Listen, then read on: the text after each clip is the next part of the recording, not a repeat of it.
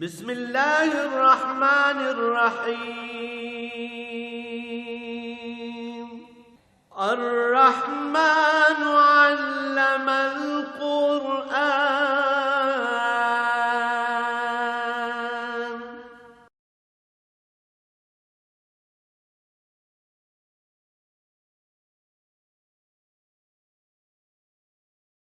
الحمد للہ رب العالمین والصلاة والسلام علی حبیبہ محمد وآلہ وصحبہ اجمعین. اعوذ باللہ من الشیطان الرجیم. بسم اللہ الرحمن الرحیم. وما آجلک عن قومک یا موسیٰ قال هم اولائی علی آثری وعجلت الیک رب لترضى قال فإنا قد فتنا قومك من بعدك وأضلهم السامري فرجع موسى إلى قومه غضبان آسفا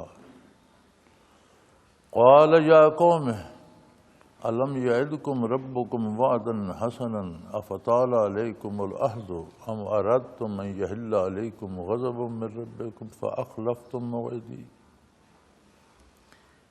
قالوا ما أخلفنا موعدك بملكنا ولكننا حملنا أوزارا من زينة القوم فقذفناها فكذلك ألقى السامري فأخرج لهم عجلا جسدا له خوار فقالوا هذا إلهكم وإله موسى فنسياه أفلا يرون ألا يرجع إليهم قولا ولا يملك لهم ضرا ولا نفعا اللهم سبحانك لا علم لنا إلا ما علمتنا إنك أنت العليم الحكيم.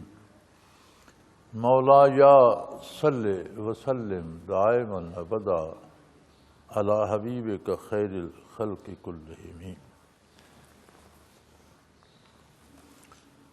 چنانچہ موسیٰ علیہ السلام کو حکم ہوا تھا وَوَعَدْنَاكُمْ جَانِبَ الطُّورِ الْأَيْمَنَ، ہم نے تم سب سے وعدہ کیا تھا کہ طور کی دائیں جانب کی وادی میں آ جاؤ. تو پوری قوم کو دعوت تھی. غرق فرعون کے بعد جب سمندر کے پار سے چل رہے تھے تو موسیٰ علیہ السلام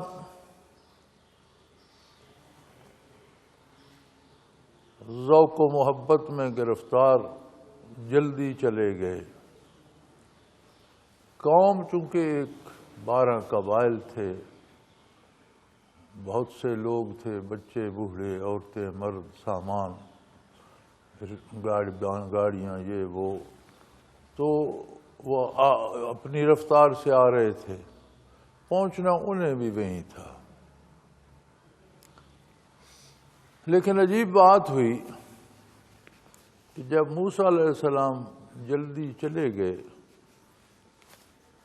تو ان کی جانے کے بعد بنی اسرائیل اختلافات کے شکار ہو.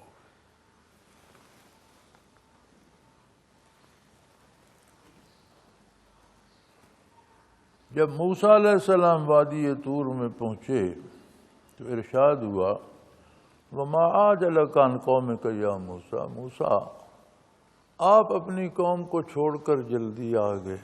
ایسی کیا جلدی تھی؟ کس بات نے آپ کو اس جلدی پہ تیار کیا اور قوم کو پیچھے چھوڑے اور آپ آ گئے؟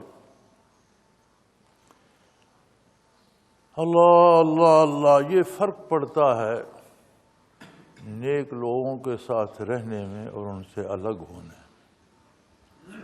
اگر موسیٰ علیہ السلام ساتھ قوم کو لے کے جاتے تو شاید یہ اختلافات نہ پڑتے اور وہ غضب الہی سے بچ جاتے، گمراہ نہ ہوتے. ان کے چلے جانے کے بعد اگرچہ ہارون علیہ السلام قوم کے ساتھ تھے لیکن قیادت موسیٰ علیہ السلام کے ہاتھ میں تھی. انہیں تو بطور نائب کے چھوڑ گئے. تو یہ ایسے بد نصیب تھے کہ انہوں نے پرواہ نہ کی اور فیصلہ کر لیا کہ وہ موسیٰ چلے گئے ہیں طور پر، جو کچھ ہونا ہے وہ سن کے آ جائیں گے، ہمیں کیا جا کے کرنا ہے۔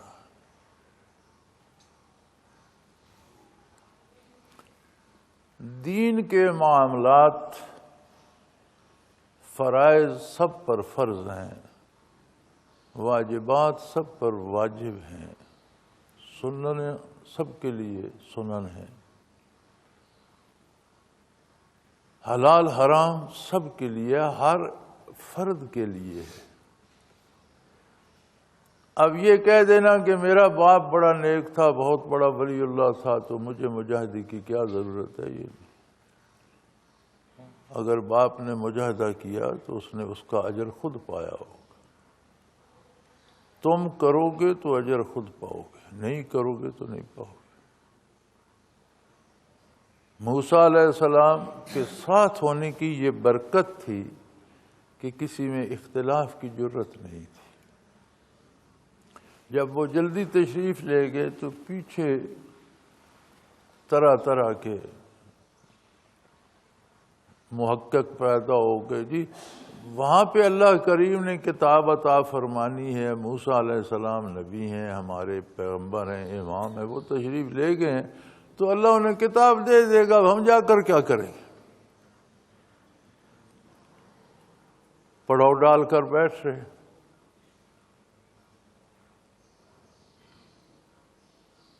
یہ جب نکلے تھے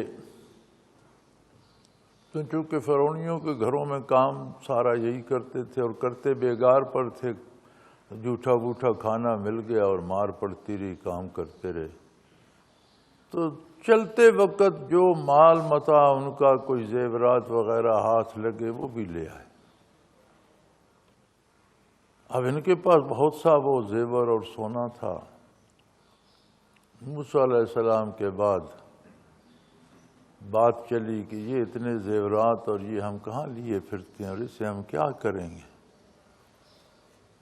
مفسرین کرام لکھتے ہیں کہ انہوں نے ہارون علیہ السلام سے پوچھا، انہوں نے فرمایا بھئی وہ کافر تھے، غرق ہو گئے، لیکن اس طرح سے تو کافر کا مال لینا بھی جائز نہیں، یہ تو تمہارے لیے حلال نہیں ہے، پھر کیا کریں؟ انہوں نے فرمایا اسے آگ میں ڈال دو، گلا کر ایک گولا یا ڈلا بنا لو، جب موسیٰ علیہ السلام واپس آئیں گے تو وہ اس کا فیصلہ کریں گے۔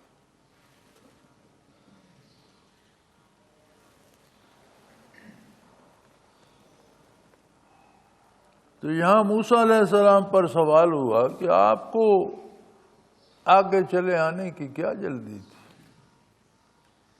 قَالَ هُمْ أُولَٰئِ عَلَىٰ آثَرِي عَجِلْتُ إِلَيْكَ رَبِّ لِتَرْضَىٰ۔ انہوں نے عرض کی اللہ ساری قوم میرے پیچھے پیچھے آ رہی ہے اور میں جلدی ذوق محبت میں گرفتار، اس لیے پہلے پہنچ گیا کہ آپ خوش ہوں گے، مجھ سے راضی ہوں گے۔ تعمیل ارشاد میں جتنی جلدی ممکن ہو کرنی چاہیے تو میں جلدی حاضر ہو گیا۔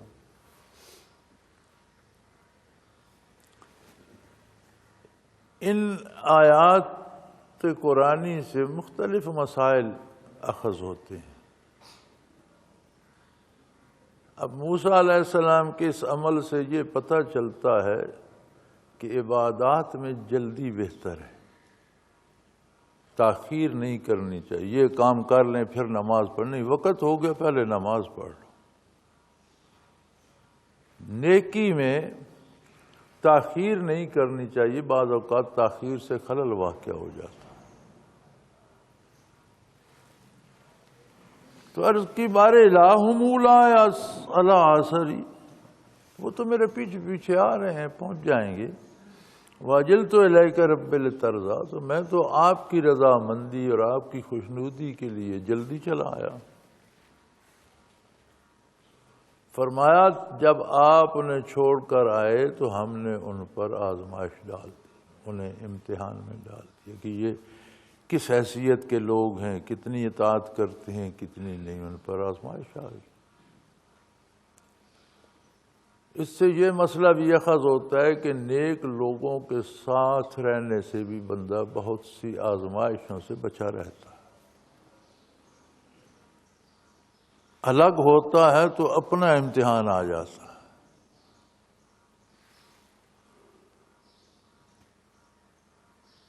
تو فرمایا قال انا قد فتنا قومک من بعدک، جب آپ چلے آئے تو ہم نے آپ کی قوم کو آزمائش میں ڈال دیا آپ کے بعد، کہ انہیں موسیٰ علیہ السلام ہنکا کر لیے پھرتے ہیں یا یہ خود بھی کچھ کرتے ہیں۔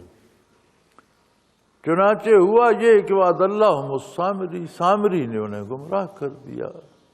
سامری بنی اسرائیل ہی میں سے تھا، لیکن وہ جادو کا بڑا دلدادہ تھا اور جادوگر تھا۔ مصر میں جادو زوروں پر تھا، تو مصر کے جادوگر تو موسیٰ علیہ السلام کے ہاتھ پر توبہ کر گئے، لیکن یہ جادوگر ہی رہا، اور جب ہجرت کی موسیٰ علیہ السلام قوم کو نکلے تو یہ بھی ساتھ چلا، چونکہ بنی اسرائیل میں سے تھا، لیکن وہ خو جادو والی اور وہ اس کے ساتھ رہی۔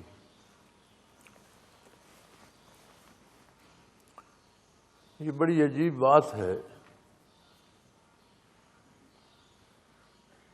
کہ اس نے موسیٰ علیہ السلام کو بظاہر مانا بھی، اتباع بھی کیا، ساتھ ہجرت بھی کی، سمندر کے پار بھی ہو گیا،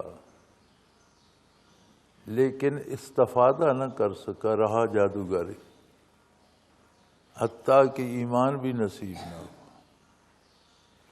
تو جو لوگ عملیات میں پڑ جاتے ہیں اور یہ موکل کی تسخیر کر رہا ہوں اور حمزاد کو مسخر کر رہا ہوں اور جنوں کو قابو کر رہا ہوں، یہ گمراہ ہو جاتے ہیں، اور یہ کمال نہیں ہے، یہ گمراہی ہے، اور گمراہی کمال نہیں ہوتا۔ کمال ہوتا ہے حق پہ استقامت، گمراہ ہو جانا کون سا کمال ہے؟ تو فرمایا وہ تو آپ کے بعد ہم نے ان کا امتحان لیا اور انہیں سامری نے گمراہ کر دیا۔ تو مفسرین کرام فرماتے ہیں کہ ان کے 3 گروہ بن گئے تھے۔ ہارون علیہ السلام منع کرتے رہے، کچھ لوگ ان کے ساتھ تھے، انہوں نے کہا بھئی جو ہمیں اللہ کے نبی نے حکم دیا ہم وہ کریں گے، یہ جو تم کر رہے ہو یہ سارا غلط ہے اور اس میں ہم تمہارے ساتھ نہیں ہیں۔ لیکن ان کی تعداد بہت کم تھی۔ کچھ دوسرے لوگ تھے، انہوں نے کہا یار جو قوم کر رہی ہے ہم بھی وہی کریں گے، لیکن موسیٰ علیہ السلام کے آنے تک اگر انہوں نے کہا یہ غلط ہے تو ہم چھوڑ دیں گے۔ ایک تیسرا گروہ تھا جو اپنی بات پہ جم گیا، انہوں نے کہا جو ہم کر رہے ہیں موسیٰ آئے تو انہیں بھی یہی کرنا پڑے گا چونکہ ہم حق پر ہیں۔ ہوا یہ کہ جب انہوں نے وہ سارا سونا اور زیورات ایک بھٹی بنا کر اس میں ڈالے تو سامری جو جادوگر تھا، جب لشکر فرعون وہاں دریا میں داخل ہو رہا تھا اور یہ بھی داخل ہو رہا تھا، تو اس نے دیکھا کہ ایک سوار ہے گھوڑے کا، اور جہاں گھوڑے کے پاؤں لگتے ہیں وہاں سبزہ اگ جاتا ہے۔ تو اس نے گھوڑے کے پاؤں کے نشان سے کچھ مٹی اٹھا لی کہ یہ بڑی عجیب بات ہے، اس میں عجیب تاثیر ہے۔ مفسرین کرام نے لکھا ہے کہ فرعون نے پورے لشکر کو حکم دے دیا تھا کہ گھس جاؤ سمندر میں ان کے پیچھے، تو خود گھوڑے پر باہر کھڑا تھا۔ جبرائیل امین ایک گھوڑے پر سوار ہو کر اس کے گھوڑے کے پاس سے گزرے تو اس کا گھوڑا بھی بے قابو ہو کر ان کے ساتھ وہ بھی داخل ہو گئے سمندر میں، اور اس کا گھوڑا بھی داخل ہو گیا۔ بعض مفسرین نے یہ لکھا ہے کہ سمندر سے آنے کے بعد موسیٰ علیہ السلام کو طور پر لے جانے کے لیے جبرائیل امین آئے ایک سوار کی صورت میں۔ تو وہاں سامری نے دیکھا کہ جہاں گھوڑے کا پاؤں لگتا ہے وہاں رویدگی ہو جاتی ہے۔ اس نے کہا عجیب بات ہے، اس میں کوئی ایسی تاثیر ہے حیات، اس نے وہاں سے مٹی لے لی۔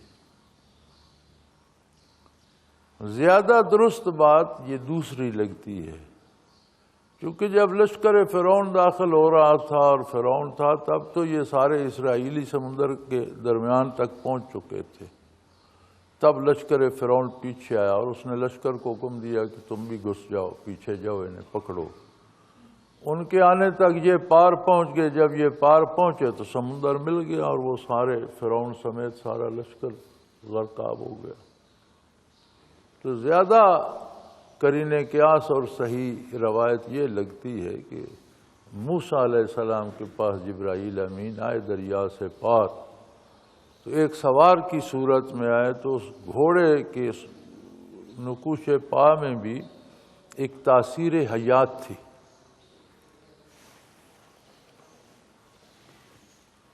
چنانچہ سامری نے اس گلتے ہوئے سونے میں اور زیورات میں وہ بھی ڈال دی۔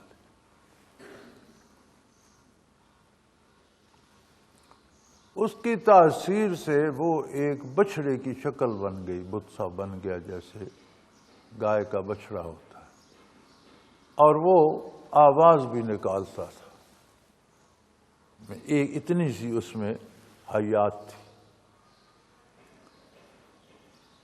اکثر حضرات نے، مفسرین کرام نے یہ بھی لکھا ہے کہ اس نے بنایا ایسا تھا کہ اس میں کچھ سوراخ ایسے رکھے کہ جن سے ہوا گزرتی تھی تو آواز آتی تھی۔ بعض نے کہا نہیں، وہ خاک ڈالنے کی وجہ سے اس میں ایک طرح کی حیات پیدا ہو گئی، اتنی سی کہ وہ آواز نکال سکتا تھا۔ صحیح یہ لگتا ہے اس لیے کہ اگر اس نے سوراخ ہی بنا کر آواز نکال تو پھر وہ مٹی ڈالنا اور مٹی اٹھا کر لانا، اس سارے کا کیا حاصل؟ تو صحیح یہ لگتا ہے کہ اس مٹی کی وجہ سے اس میں اتنی سی حیات آ گئی تھی کہ اس سے آواز نکلتی تھی۔ جب موسیٰ علیہ جو 3 گروہ ہو گئے، 2 تو اسی بچھڑے کو پوجنے لگ گئے، ایک نے یہ شرط رکھی کہ موسیٰ علیہ السلام کے آنے تک تو اسی کی پوجا کریں گے، وہ آئے انہوں نے منع کیا تو چھوڑ دیں گے۔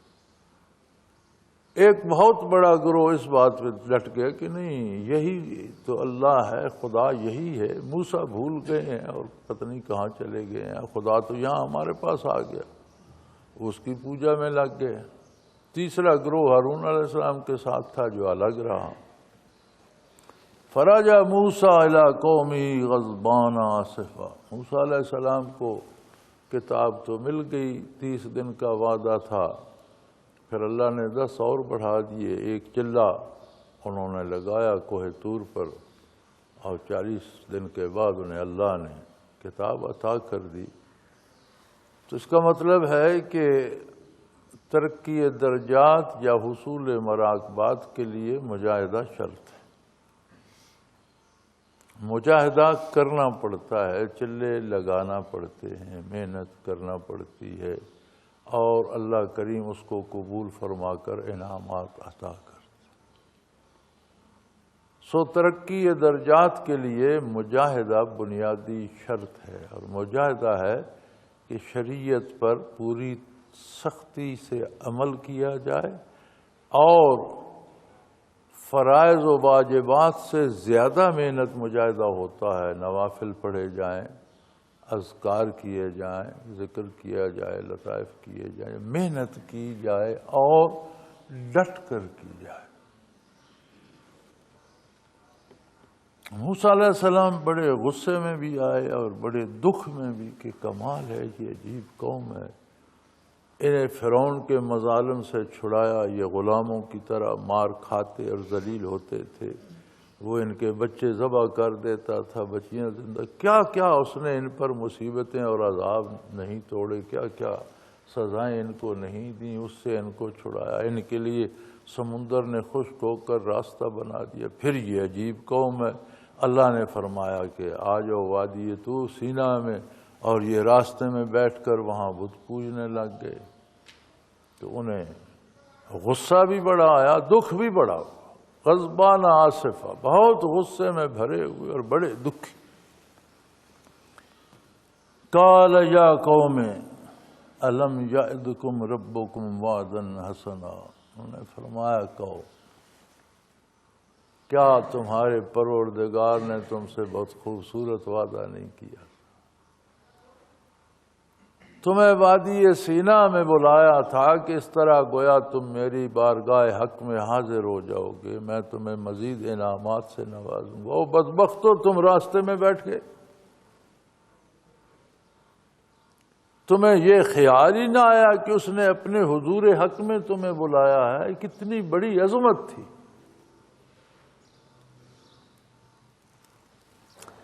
یہاں سے پتہ چلتا ہے کہ اللہ کریم نے جو نمازیں فرض کی ہیں وہ ہر امتی جو حضور اکرم صلی اللہ علیہ وسلم کا ہے، ہر عاقل والے کو اپنی بارگاہ میں بلایا ہے، جس طرح بنی اسرائیل کو وادی سینا میں بلایا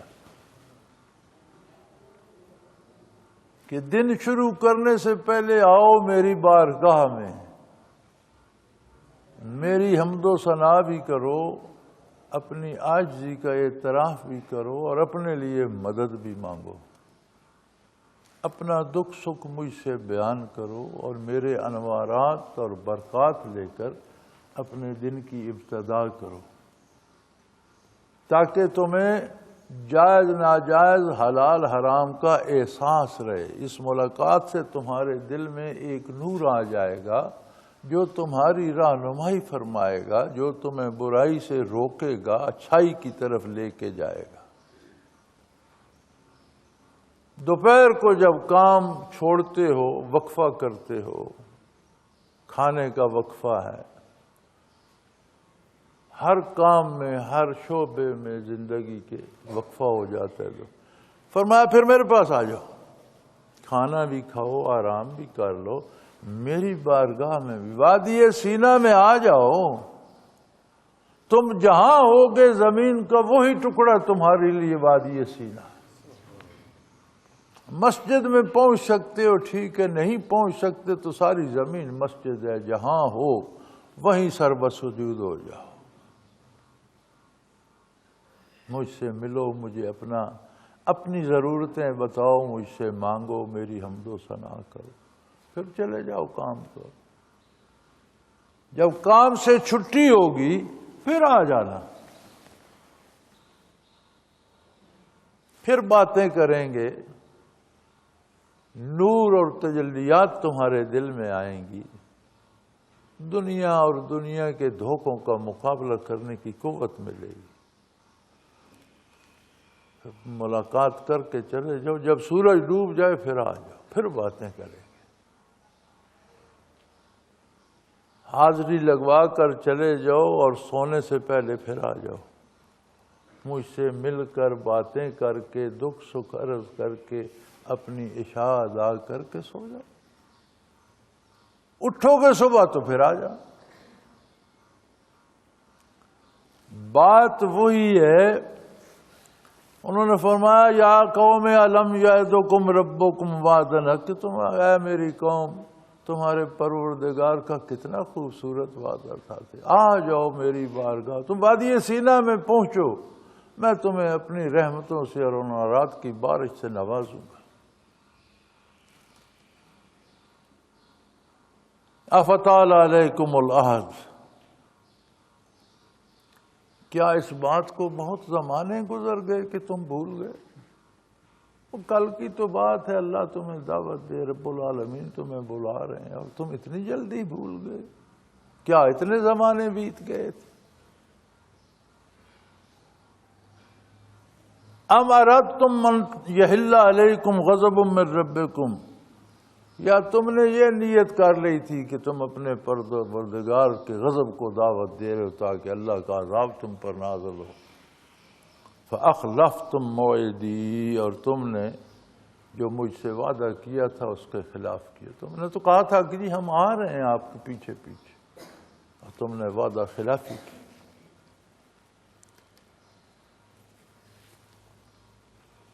جو بندہ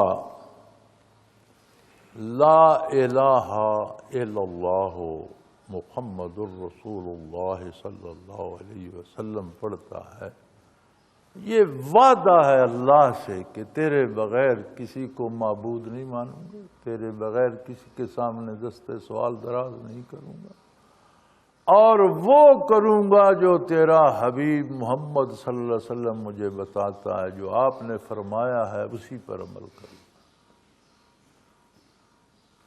اور پھر فرائض بھی چھوڑ دینا، رشوتیں لینا، لوگوں کو لوٹنا، بے گناہ لوگوں کو قتل کرنا،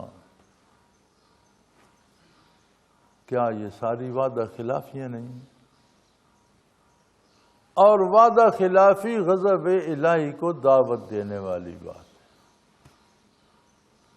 جتنی جتنی کوئی کر رہا ہے اتنا اتنا وہ غضب الہی کو دعوت دے رہا ہے۔ تو موسیٰ علیہ السلام نے فرمایا کہ تم نے یہ ارادہ کر لیا تھا کہ تم پر اللہ کا غضب نازل ہو، اور تم نے جو مجھ سے وعدہ کیا تھا کہ ہم آپ کے پیچھے آ رہے ہیں تم اس سے مکر گئے، اس کے خلاف کیا، پڑاؤ ڈال کر بیٹھ کے جی ہمیں جانے کی کیا ضرورت۔ جیسے آج ہم کہتے ہیں جی ہم سے نہیں پڑھی جاتی نمازیں، جو پڑھتے ہیں پڑھتے رہیں، خود خدا بخش دے گا، دیکھی جائے جو ہوگا دیکھیں گے۔ ہم سے نہیں دی جاتی زکوٰۃ، ہم تو سود لیں گے، ہمارا پیسہ بینک والے استعمال کرتے ہیں اور اس پر سے ہمیں کیوں نہ دیں، چلو سود نہ صحیح اس کو ہم منافع کہہ دیں گے، منافع لیتے رہیں۔ کسی چیز کا نام بدلنے سے اس کی حقیقت نہیں بدلتی۔ خنزیر کو دمبا کہہ دینے سے وہ دمبا نہیں ہو جاتا، وہ خنزیر ہی رہتا ہے۔ سود منافع کہہ دینے سے حلال نہیں ہوتا، حرام ہی رہتا۔ تو بہرحال یہ وہ چیزیں ہیں جو ان آیات سے واضح ہوتی ہیں، سمجھ میں آتی ہیں، اور وعدہ خلافی عذاب الہی کو دعوت دینے کے مترادف۔ وہ کہنے لگے موسیٰ، قالوا ما اخلفنا موعدك بملكنا ولكننا حملنا ازارا من زینة القوم فقذفناها فكذلك القى السامري۔ وہ کہنے لگے ہم نے جان بوجھ کر ایسا نہیں کیا، ہمیں تو اس سامری نے گمراہ کر۔ اب سامری جادوگر تھا اور وہ اپنے کمالات دکھا کر اپنے آپ کو بڑا بنانا چاہتا تھا، آپ یہ سمجھ لیں کہ اپنی پیری چمکانا چاہتا تھا، یا شہرت چاہتا تھا، یا لوگوں کو اپنے پیچھے لگانا چاہتا تھا۔ تو انہوں نے کہا ہمارا تو اس سامری نے ہمیں تو تباہ کر دیا، ہم جو زیورات اور سونا لیے پھرتے تھے، ہم نے جب وہ آگ میں ڈالا تو سامری نے کے پاس کوئی خاک تھی، اس نے بھی وہ ڈال دی، اور جب وہ اس میں ڈالی تو فَأَخْرَجَ لَهُمْ عِجْلًا جَسَدًا لَهُ خُوَارٌ، تو ایک بچھڑے کی شکل کا اس پگھلے ہوئے سونے کا ایک جانور سا بن گیا، لہو خوار، وہ آواز نکالتا تھا بس، اور تو اس میں کوئی زندگی کی شے تھی نہیں، نہ دیکھتا تھا، نہ سنتا تھا، نہ چلتا پھرتا تھا، لیکن ایک آواز سی اس میں سے نکلتی تھی۔ فَقَالُوا هَذَا إِلَٰهُكُمْ وَإِلَٰهُ مُوسَىٰ، اور انہوں نے جب وہ دیکھا تو ایک دوسرے سے کہنے لگے یہ تمہارا معبود ہے بھئی، اس بچھڑے میں آ گیا ہے، اس سے آواز آ رہی ہے، تو تمہارا معبود اور تمہارا اللہ اور تمہارا رب تو اس بچھڑے میں آ گیا ہے۔ فَقَالُوا هَذَا إِلَٰهُكُمْ وَإِلَٰهُ مُوسَىٰ، موسیٰ کا بھی تو یہی الہ معبود ہے جو ہمارا ہے، اور یہ اس بچھڑے میں آ گیا۔ فَنَسِيَ، موسیٰ بھول گئے، موسیٰ پہاڑوں میں پھرتے ہیں اور اللہ اور رب تو اس میں بچھڑے میں آ گیا، تو موسیٰ کو غلطی لگی ہے۔ کیا عجیب بات ہے، جتنے گمراہ لوگ ہیں نا، ان سے پوچھیں تو یہ کہتے ہیں، یہ جو علماء حق کہتے ہیں نا، انہیں تو غلطی لگی، انہیں سمجھ نہیں ہے، دنیا کی سمجھ ہی نہیں ہے، انہیں غلطی لگی۔ وہی بنی اسرائیل والی بات، یہ موسیٰ کو دھوکہ لگا ہے ہم سے ہی۔ آج کے بھی ہمارے جو برائے نام دانشور ہیں دنیاوی اعتبار سے، اکثر ایسے ہیں جنہیں صحیح کلمہ بھی نہیں آتا، کوئی ایک آیت بھی نہیں آتی، دنیاوی اعتبار سے ان کے پاس ڈگریاں ہیں، وہ بھی شاید اکثر کے پاس تو وہ بھی جعلی ہیں۔ تو وہ دانشور مشہور ہیں، وہ جب بات ہوتی ہے تو کہتے ہیں یہ مولوی کو دھوکہ لگا ہے، مولوی خواہ مخواہ لوگوں کو گمراہ کر رہا ہے، ہم جو کہہ رہے ہیں یہ ٹھیک ہے۔ یہی بنی اسرائیل والی بات۔ قرآن کریم کو یہ قصے بیان کرنے کی ضرورت نہیں، سبق کے لیے بیان کرتا ہے کہ یہ دیکھو انہوں نے کیا کہا، کیا کیا، اس کا نتیجہ کیا ہوا، کہیں تم بھی ایسا نہ کرنا، نتائج ایسے ہی ہوں گے۔ تو وہ کہنے لگے بھائی اللہ تو اس بچھڑے میں آ گیا، اندر سے آوازیں دے رہا ہے، اور ہمارا پروردگار معبود بھی یہی ہے۔ موسیٰ کا بھی یہ، موسیٰ بھول گئے، ان سے غلطی ہوگی، انہیں سمجھ نہیں آئی، وہ تو پہاڑوں میں بھٹکتے پھرتے ہیں۔ اللہ کریم فرماتے ہیں کہ کیسے جاہل لوگ تھے، کیسے بددماغ لوگ تھے۔ افلا یرون اللہ یرجع الیہم قولا، انہوں نے یہ بھی نہیں دیکھا کہ اس میں سے کسی طرح کی کوئی آواز تو آتی ہے، لیکن کیا یہ تمہاری بات کو سنتا سمجھتا ہے اور تمہیں اس کا جواب دیتا ہے؟ یہ آواز آتی رہے جب تمہاری بات نہ سن سکتا ہے، نہ سمجھ سکتا ہے، نہ تمہیں آگے سے بتا سکتا ہے، تو تمہیں اس سے کیا حاصل، کیا ہوگا؟ وَلَا يَمْلِكُ لَهُمْ ضَرًّا وَلَا نَفْعًا، تمہارا کوئی نفع نقصان بھی اسے ابھی توڑ دو، جلا دو، خاک کر دو، جل جائے گا، اپنے آپ کو نہیں بچا سکتا، تمہارا کیا نفع نقصان کرے گا؟ تم اس کی پوجا کس لیے کر رہے ہو؟ کم از کم انہیں یہ تو سوچنا چاہیے تھا کہ کس درجے میں اس کو ہم کیوں مانیں، اس ہستی کو مانیں جس نے عدم سے وجود بخشا اور ہر لمحے ہماری ہر ضرورت پوری کر رہا ہے۔ یہ تو اپنے آپ کو بھی، مخلوق تو اپنے آپ کو بھی بچانے سے عاجز ہے، مخلوق کو معبود کیوں مانا جائے؟ مخلوق تو اپنے وجود میں خود محتاج ہے، اپنے آپ کو باقی رکھنے کے لیے محتاج ہے، تو کس خوشی میں اسے معبود مانا جائے؟ وَلَقَدْ قَالَ لَهُمْ هَارُونُ مِنْ قَبْلُ یا قوم انما فتنتم، اس سے پہلے فتنتم بہ، ہارون علیہ السلام نے بھی موسیٰ علیہ السلام کی واپسی سے پہلے انہیں کہا تھا کہ اے قوم یہ تم پر آزمائش آ گئی ہے، تم نے یہ جلانے کے لیے گلانے کے لیے زیورات ڈالے تھے، سامری کو سوجی کہ میں کوئی کمال دکھاؤں اور لوگ موسیٰ علیہ السلام کی بجائے میرے پیچھے لگ جائیں، میں با کمال مانا جاؤں، میری شہرت ہو جائے، میں بڑا پیر بن جاؤں، تو یہ تم پر آزمائش آ گئی ہے، یہ بچھڑا بن گیا اور اس میں سے کوئی آواز آتی ہے۔ وَإِنَّ رَبَّكُمُ الرَّحْمَنُ، تمہارا پروردگار وہی ہے جو بہت بڑا مہربان، جو گناہوں اور غلطیوں کے باوجود تمہیں رزق دے رہا ہے، زندگی دے رکھی ہے، حیثیات دے رکھی ہیں، پورا انسانی قالب بھی، روح بھی، اور پورے انسانی کمالات دے رکھے ہیں، وہی تمہارا پروردگار ہے، وہی تمہارا رب ہے۔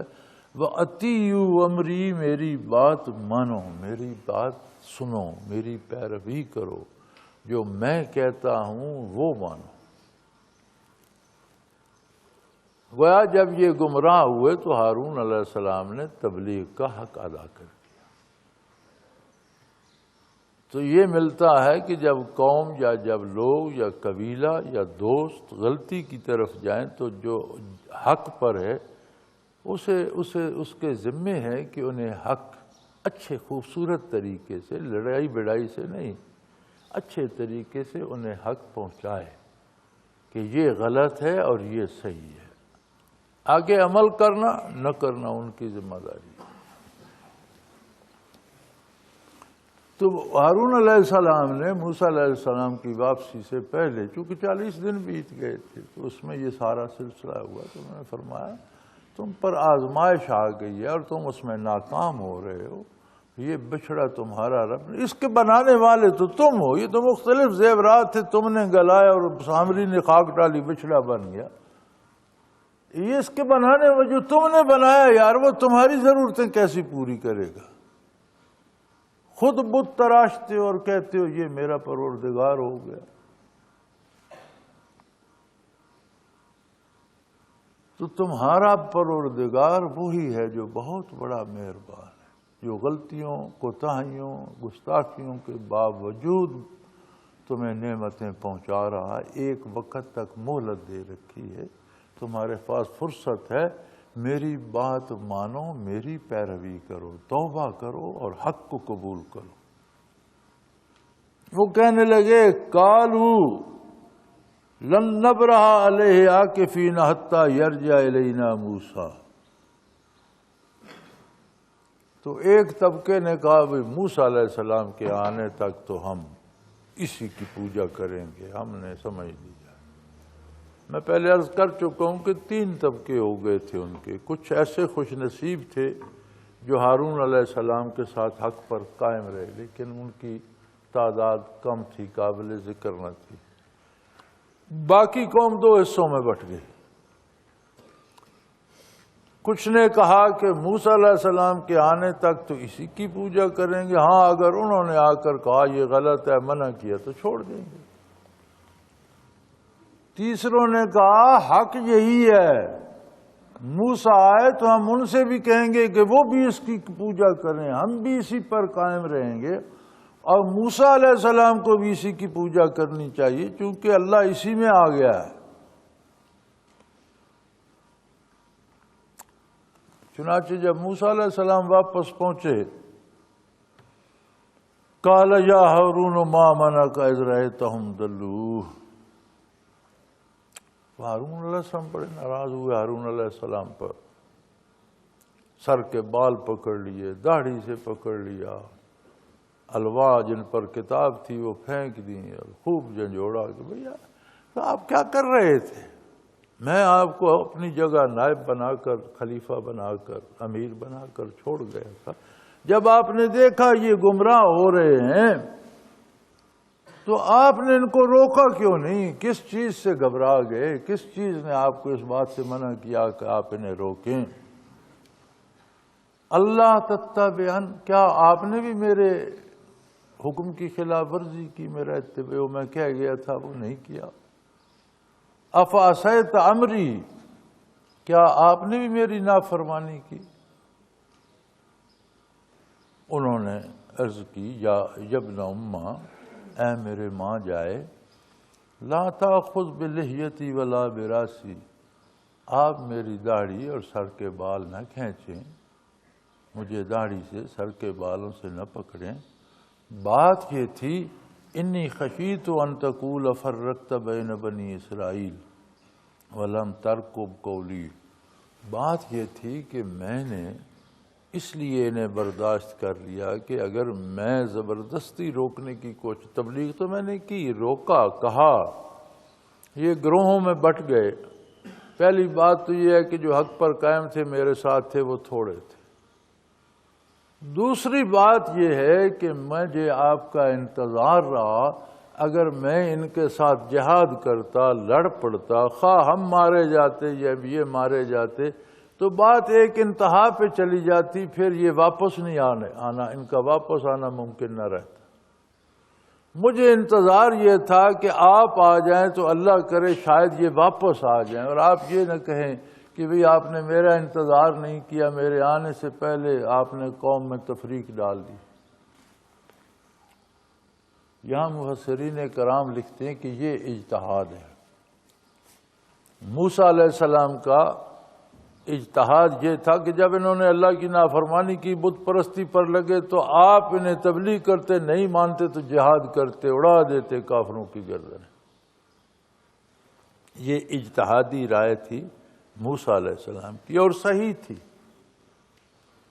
دوسرا اجتہاد اس مسئلے میں ہارون علیہ السلام کا تھا کہ میرے ہوتے ہوئے تو میری بات یہ نہیں مان رہے، لیکن ممکن ہے موسیٰ علیہ السلام واپس آئیں تو ان کی بات یہ مان جائیں، اور ان کی واپسی کی امید ہے۔ اگر ہم لڑ پڑے تو پھر تو واپسی کا راستہ تو بند ہو جائے گا، پھر تو 2 فریق بن جائیں گے، اپنے اپنے طرز پہ ہر کوئی ڈٹ جائے گا۔ یہ اجتہاد تھا ہارون علیہ السلام کا، انہوں نے اپنے اجتہاد پر عمل کیا، موسیٰ علیہ السلام اپنا کہا، اور باتیں دونوں ٹھیک۔ یہی اختلاف مجتہدین میں ہوتا ہے کہ بات درست ہوتی ہے، مقصد لوگوں کی بھلائی اور ہدایت اور رہنمائی ہوتی ہے، تو دونوں صحیح راستے ہوتے ہیں. ایک راستہ اختیار کر لیتا ہے، دوسرا کر لیتا ہے. یہ اجتہاد نہیں ہے کہ آج کل کے یہ دنیا دار اٹھ کر دین میں تبدیلیاں شروع کر دیں. یہ اجتہاد نہیں ہے. اجتہاد کے لیے، مجتہد کے لیے شرط ہے کہ اسے قرآن اور قرآنی علوم اور تراجم و تفاسیر پر پورا عبور ہو، حدیث شریف پر پورا عبور ہو، فقہی احکام پر پورا عبور ہو، اور اس کے احکام کی وجہ اور ان کے نتائج اور ان کا تعلق اور روایات اور احکام کس طرح اوپر تک پہنچتے ہیں سب جانتا ہو، تب جا کر وہ اجتہاد کر سکتا ہے. جزوی علوم والا نہیں، ہر کے میں نہیں کر سکتا.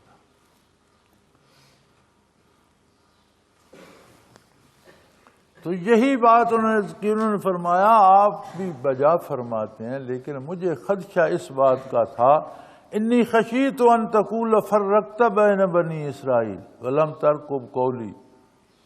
مجھے ڈر یہ تھا کہ اگر جہاد کیا میں نے اور لڑ پڑے تو آپ فرمائیں گے تم نے تو بنی اسرائیل میں تفرقہ ڈال دیا اور 2 گروپ بنا دیے جن میں لڑائی ہو گئی. تو میری بات کا تو پاس میرا انتظار تو کرتے، مجھے تو آنے دیا ہوتا. اس خیال سے میں نے ان سے زبردستی نہیں کی. اب موسیٰ علیہ السلام کا اجتہاد وہ تھا، ہارون علیہ السلام کا یہ تھا. دونوں کی اللہ کریم نے دونوں کی تردید نہیں کی، دونوں کو قبول فرمایا. اب وہ متوجہ ہوئے سامری کی طرف. قال ما خطبک یا سامری، سامری تجھے کیا ہو گیا تھا، تیرا معاملہ کیا ہے، تو نے کیا کیا، تو نے کیوں یہ گوشالہ بنا دیا اور لوگوں کو پرستش پہ لگا دیا. قال بصرت بما لم یبصروا به، میں نے کچھ ایسی چیزیں دیکھی جنہیں لوگ نہیں دیکھ سکے.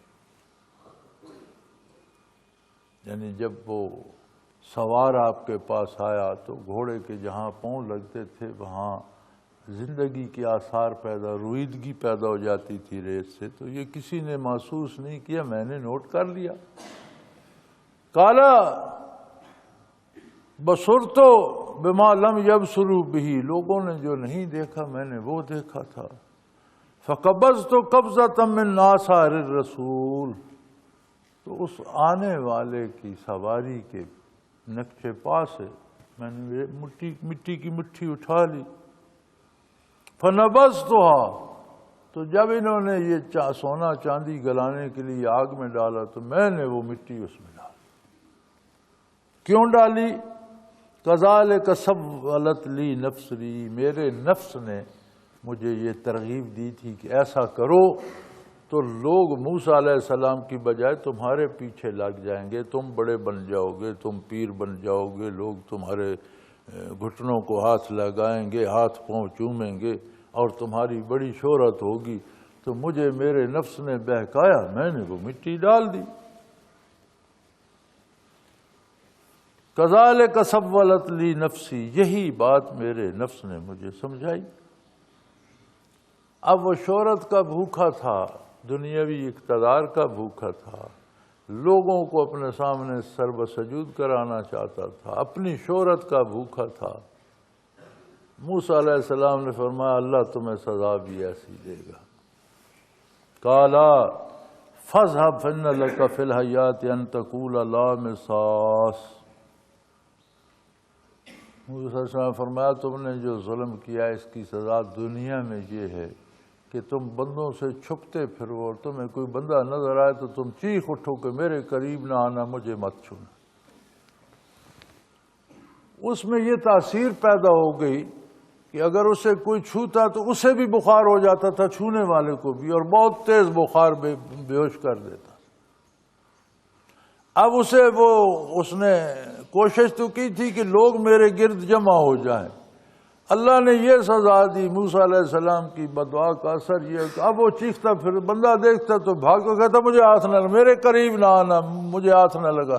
اگر کوئی اسے پکڑتا یا ہاتھ لگاتا، ہاتھ لگانے والے کو بڑا تیز بخار ہو جاتا، خود اس کو بھی ہو جاتا، پھر کئی دنوں تک وہ چلتا رہتا، تو اب اسے یہ سزا مل گئی کہ وہ بندوں سے بھاگتا اور چھپتا رہتا، کوئی بندہ نظر نہ آئے، کوئی بندہ بات نہ کرے، کوئی مجھے ہاتھ نہ لگا لے۔ فرمایا جا تیرے لیے سزا یہ ہے کہ ساری زندگی تو چلاتا پھرے گا لا مساس، مجھے مت چھونا، میرے قریب مت آنا۔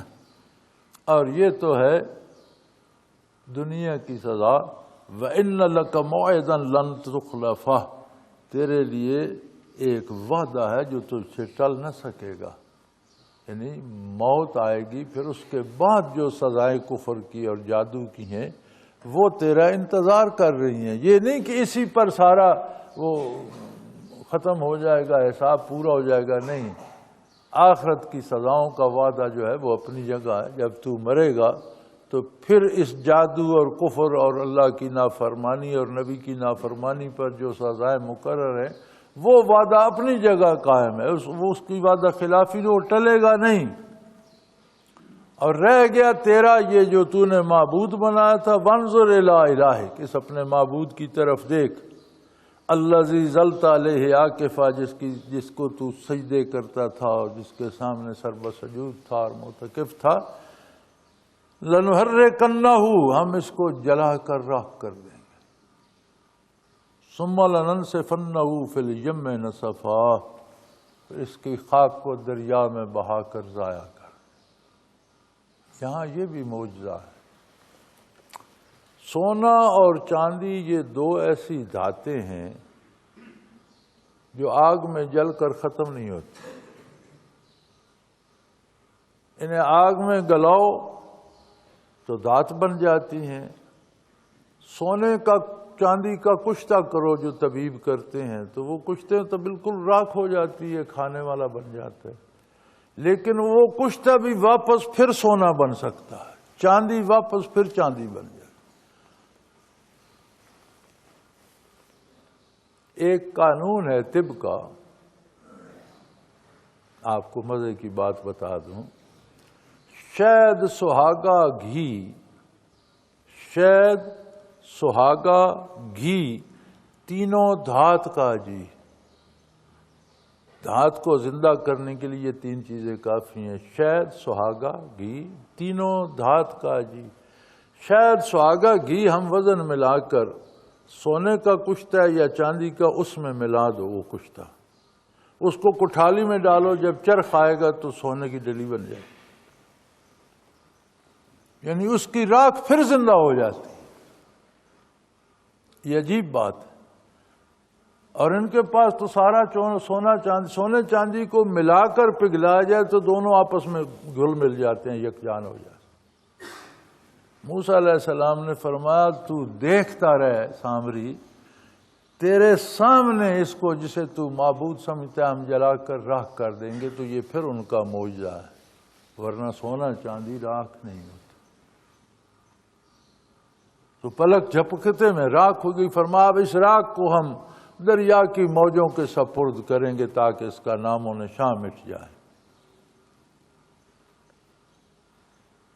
انما الہکم اللہ، یقیناً تمہارا معبود اللہ ہے، اللہ کے سوا کوئی عبادت کے لائق نہیں۔ الذی لا الہ الا ہو، وہ ہستی ہے جس کے علاوہ کوئی دوسرے کسی کا تصور بھی نہیں کہ کوئی عبادت کے لائق ہو، وہ واحد لا شریک ہے۔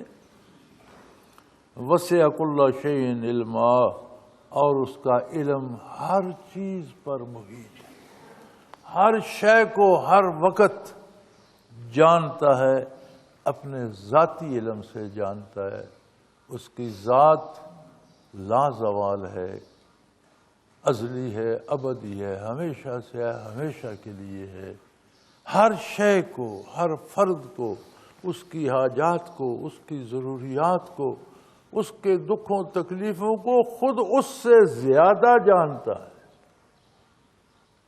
ضرورت مند اپنی ضرورتوں سے اتنا باخبر نہیں جتنا اللہ اس کی ضرورتیں جانتا ہے۔ وہ اس کا رب ہے، پروردگار ہے، اور سب کی ضرورتیں پوری فرما رہا ہے۔ کوئی اس کا ثانی نہیں، کوئی اس کا شریک نہیں۔ وآخر دعوانا ان الحمد للہ رب العالمین۔ اللہ اللہ اللہ اللہ اللہ اللہ اللہ اللہ۔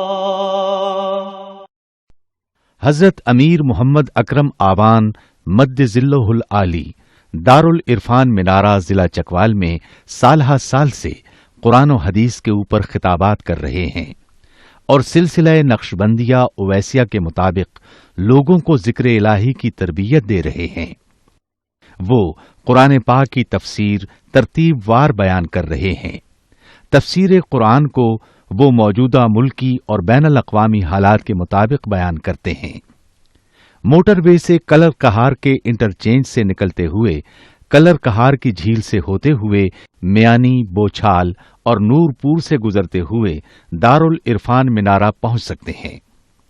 حضرت امیر محمد اکرم آوان نے بچیوں اور بچوں کی دینی اور دنیاوی تعلیم کے لیے سقارہ اکیڈمی کے نام سے ایک درسگاہ بھی قائم کی ہے، جس کا افتتاح ملک پاکستان کے صدر جنرل محمد ضیاء الحق نے اپنے دست مبارک سے کیا تھا۔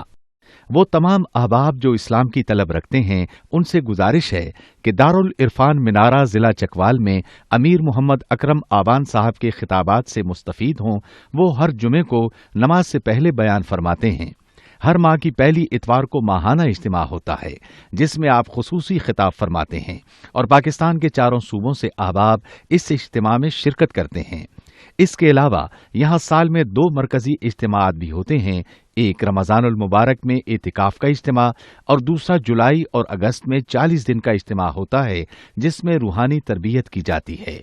اپنا خون سیماب دے کر اتنا ہم کر جائیں گے، نام آقا کا چمن میں پھر رقم کر جائیں گے۔